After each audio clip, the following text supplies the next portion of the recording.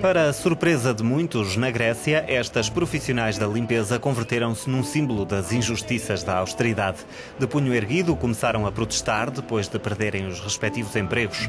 Foram vítimas dos cortes orçamentais que o Ministro das Finanças considerou necessários para cumprir com as metas da Troika, mas recusaram baixar os braços. Durante meses, acamparam em frente ao Ministério das Finanças, reclamando a restituição do trabalho. Votaram no Syriza, que prometeu contratá-las, deixando uma mensagem de esperança para amenizar o verdadeiro calvário. As pessoas pagaram durante 5 anos por uma crise pela qual não foram responsáveis. Durante esta crise, aqueles que ganharam muito dinheiro continuaram a ganhar, e até mais. Mas as classes média e baixa tinham de ser culpadas por tudo o que estão a pagar. Passamos de um lugar que era um paraíso ao verdadeiro inferno. Δηλαδή μας ήρθε ένα ξαφνικό από τον παράδεισο που είναι Ελλάδα, πέσαμε στην κόλαση χωρίς να ξέρουμε τίποτα. Mas como varrer este inferno provocado pelas medidas de austeridade? Essa é a difícil tarefa que espera o executivo de Alexis Tsipras e o partido de esquerda radical Syriza, que chegou ao poder com a promessa de combater a miséria resultante do plano de resgate da UE e do FMI. O verdito do povo grego, o vosso verdito, cancela de forma incontestável os acordos de austeridade e desgraça. Desde a vitória nas eleições do mês passado, as atenções da Europa têm estado sobre Tsipras e o novo governo, com uma pergunta inevitável que se impõe: de que forma é que vai encontrar dinheiro para eliminar uma dívida de 176% do PIB? Outra questão que se põe é a de saber como mudar as coisas num país em que 1 em cada 4 gregos está desempregado. E também numa nação em que a economia encolheu 25% nos últimos 5 anos. Uma das vias que Tsipras defende para acabar com a injustiça da austeridade é o combate à evasão fiscal, que custa ao país a perda de cerca de 20 mil milhões de euros em impostos por ano, de acordo com a OCDE. Mas como é que se podem cobrar impostos num Estado em que a evasão fiscal é apelidada por alguns de desporto nacional? Hari Theoharis chefiou a Agência Grega de Cobrança de Impostos, atualmente integra o Parlamento. Apesar de estar orgulhoso dos avanços no setor, demitiu-se em junho passado.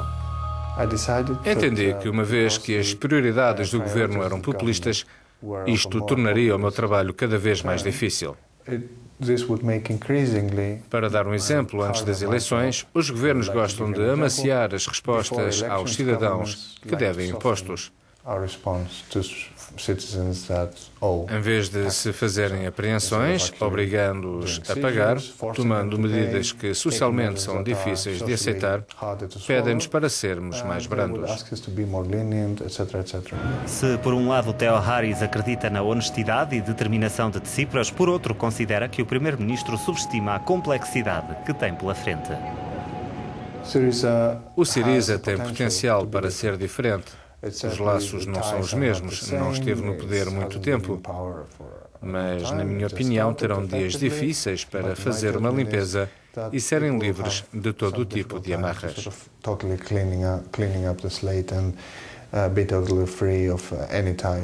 A indústria naval grega foi e continua a ser um dos motores económicos do país. Contribui com 8% para o PIB da nação e com 500 mil de empregos diretos e indiretos.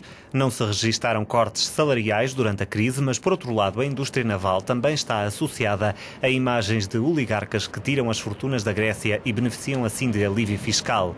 Essa não é a opinião de Mikhail Buduruglu, que dirige uma empresa de transporte fora de Atenas. Para ele, o governo deve centrar-se no setor público e deixar em paz o setor de transporte marítimo. Não existem alívios fiscais para os donos de embarcações. Pagam impostos da mesma forma que os nossos colegas pagam em todo o mundo. Sinceramente, se tivéssemos um alívio fiscal no país, teríamos muita gente a mudar para aqui, porque têm direito e a beneficiar das vantagens que temos, que não vimos. O grande problema, a razão pela qual o país acumulou um déficit elevado que já não era comportável, é a de existir um setor público demasiado caro, muito grande, muito caro, ineficiente e hostil em relação aos negócios. Quando a crise da zona euro se agravou, a única saída encontrada para a Grécia foi a do resgate financeiro associado a reformas estruturais.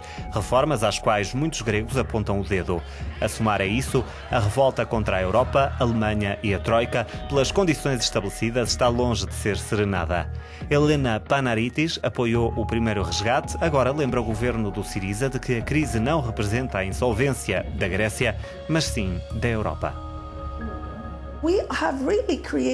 Criámos uma experiência fantástica que funcionou enquanto tivemos excedentes, chamada Euro ou União Europeia. Quando as vacas eram gordas e existia leite, estávamos todos felizes.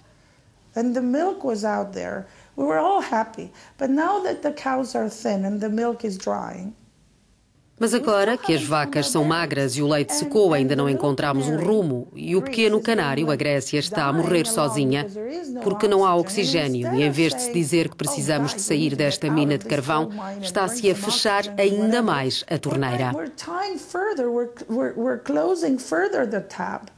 A Troika argumenta que a Grécia teve um balão de oxigênio num momento-chave, como em 2012, quando um segundo pacote de resgate impediu o default. Mas com Tsipras a avisar que a atual dívida grega é insustentável, a palavra Grexit, ou saída grega, reapareceu no léxico da zona euro. Aquilo a que assistimos nas últimas semanas faz parte de um clima de histeria em torno da discussão da saída da Grécia.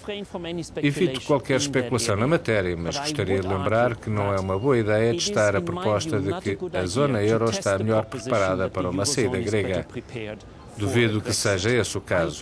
Pode ter-se uma nova arquitetura em relação ao resgate, novos recursos financeiros, mas aqui existe também uma sociedade e um processo democrático. Dimitra Mandiku é parte integrante desse processo democrático. Esta mãe de 53 anos de idade diz que perdeu tudo por causa da crise e do resgate. Perdeu o negócio, a saúde, não teve sucesso no casamento e em breve pode perder também a casa. Culpa os bancos e o governo por resgatar os bancos em vez das pessoas. Votou no Syriza porque não tem nada a perder. Não era pessoa de roubar dinheiro ou de não pagar as contas. Não fujo das minhas responsabilidades. E tudo isto criou-me problemas e não conseguia dormir. Há 2 anos diagnosticaram-me cancro e os médicos disseram que se devia a stress psicossomático.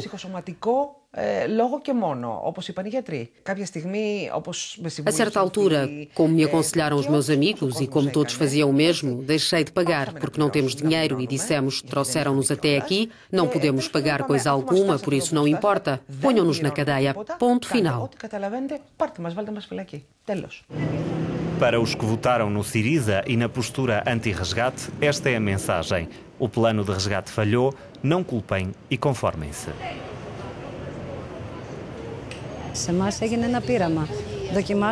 Eles fizeram uma experiência à nossa custa. Tentaram desta maneira reduzir os déficits, mas a experiência falhou. O doente morreu.